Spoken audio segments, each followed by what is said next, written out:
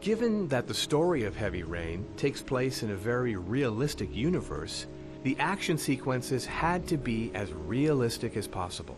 We did not want our characters to be supermen versed in the martial arts. Ethan is a family man and has no training in the martial arts. And although Madison is a sportswoman, she's no fighter. Jaden has received different types of training from the FBI, but he's really not an on-the-ground man. Shelby learned to fight in the street and proves to be a man of great brute force. When we had defined the profiles of the characters, we called in a stunt coordinator to work on the choreography. We called on Olivier Schneider, a stunt coordinator who is used to working for film and who already worked for us on our previous game. It all begins with a document describing the different action sequences in the game. Then we get together in the mocap studio in a rudimentary version of the set in order to elaborate the final choreography. It is a real joint effort, with Olivier contributing his knowledge of different combat techniques and situations, and us contributing the constraints that are specific to video games. The main difficulty in the exercise is that for each blow in Heavy Rain, we had to allow for the possibility that the blow is successful or that it fails, while making sure the different options are compatible. This is also where we work out safety problems, positioning mattresses, protection for stuntmen, etc.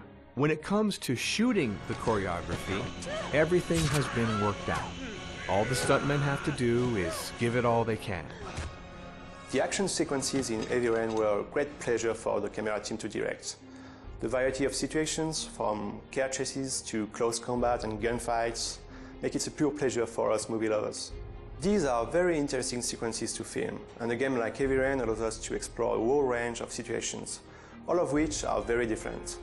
In film, the sheer scope of things involved, from restricted budgets, prevention of accidents, and damage to sets, can place severe restrictions on actions.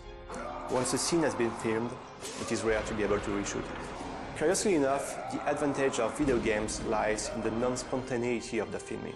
The freedom offered by the real-time camera animation tool, which was specifically developed for this game, enables us to completely review the direction of a scene several months after it is shot. Nothing is fixed. We can explore new ideas and improve direction right up to the last minute. However, the constraints lie elsewhere. We must never lose sight of the fact that the player must not be a mere spectator during action sequences.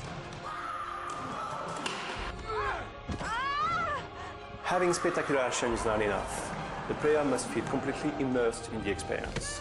That means that we are often forced to make compromises in terms of framing and editing to ensure that the player always has the information needed to understand the action required. A real joint effort between the camera and the gameplay teams enables us to find the right balance between spectacular direction and the playability of the scene.